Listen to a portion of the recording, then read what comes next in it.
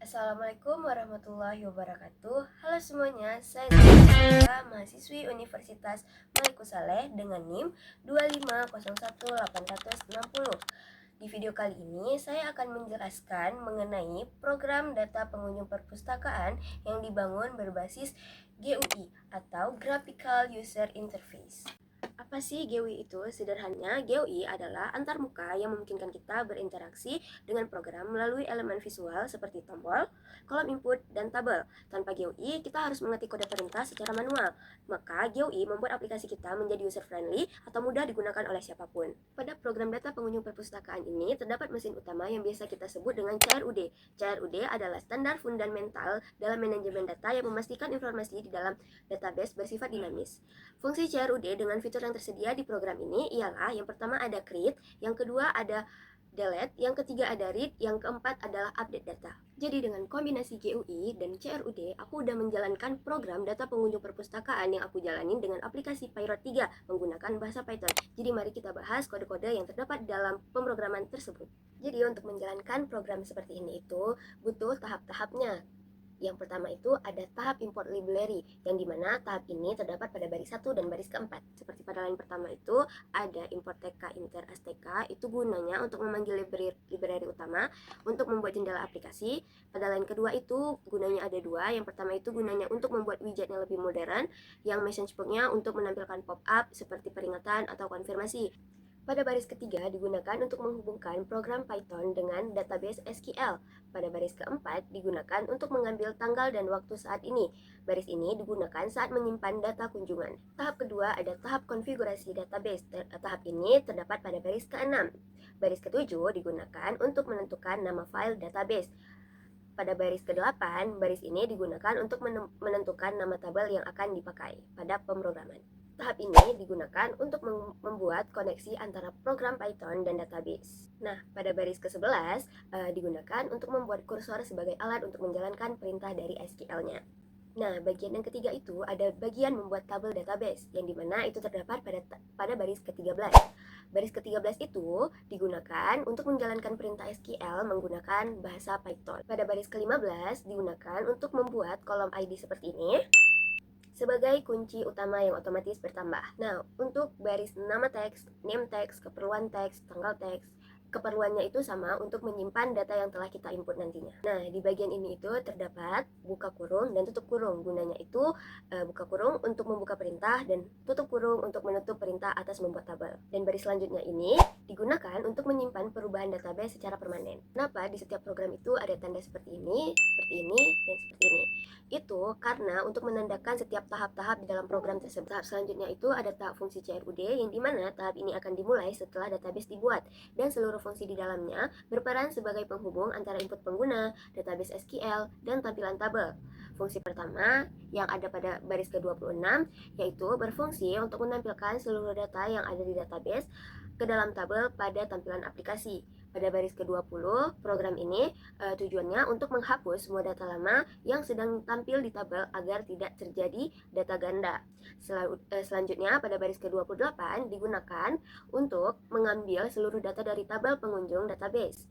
Setelah data diambil, perulangan seperti ini dijalankan untuk membaca setiap baris data hasil query. Lalu, program ini bertujuan untuk memasukkan data tersebut persatu ke dalam tabel GUI-nya. Fungsi berikutnya ialah fungsi ini yang terdapat pada baris ke-32 yang berfungsi untuk mengambil nilai yang dimaksudkan oleh pengguna pada kolom input, dan baris ke-33 digunakan untuk mengambil teks yang diketik pada kolom nama.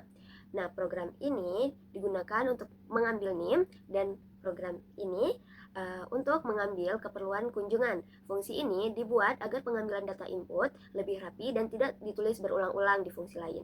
Sehingga jika suatu saat ingin mengubah input, cukup diubah di satu tempat saja. Nah, fungsi berikutnya itu ada ini yang terdapat pada kolom baris 35 yang bertugas untuk mengosongkan seluruh kolom input setelah data ditambahkan, diubah, atau dihapus. Dan pada bagian ini program bertujuan untuk melakukan perulangan pada semua kolom input. Lalu pada bagian program ini digunakan untuk menghapus seluruh teks dari awal sampai akhir. Fungsi ini penting karena pengguna tidak perlu menghapus input secara manual setiap kali selesai melakukan proses operasi CRUD. Untuk kondisi seperti ini, pada baris ke-43 itu bertugas untuk mengecek apakah ada kolom yang kosong jika ada input yang belum diisi. Maka program seperti ini akan menampilkan peringatan dan proses penambahan data dihentikan. Jika semua input sudah diisi, maka perintah ini dengan query insert into digunakan untuk menyimpan ke database, dan setelah data berhasil disimpan, program ini digunakan untuk mengonfirmasi perubahan. Lalu program ini dipanggil untuk menampilkan data terbaru di tabel, dan program ini digunakan untuk mengosongkan kolom input. Fungsi selanjutnya adalah fungsi ini yang terdapat pada baris 55, dijalankan saat pengguna mengklik salah satu data di tabel. Pada baris ke-56 digunakan untuk mengambil data yang sedang dipilih. Jika ada data yang dipilih, maka baris 57 digunakan untuk mengambil seluruh isi baris tersebut. Selanjutnya, kolom input dikosongkan terlebih dahulu menggunakan program ini, lalu data dari tabel dimasukkan kembali ke kolom input menggunakan program ini, dan program ini. Fungsi ini sangat penting karena memungkinkan para pengguna mengedit data yang sudah ada sebelum melakukan update data. Fungsi selanjutnya itu ada fungsi ini, yang dimana fungsi ini terdapat pada baris ke-64 yang bertujuan untuk memperbarui data yang sudah tersimpan di database. Pertama, program mengecek apakah pengguna sudah memilih data di tabel menggunakan program ini.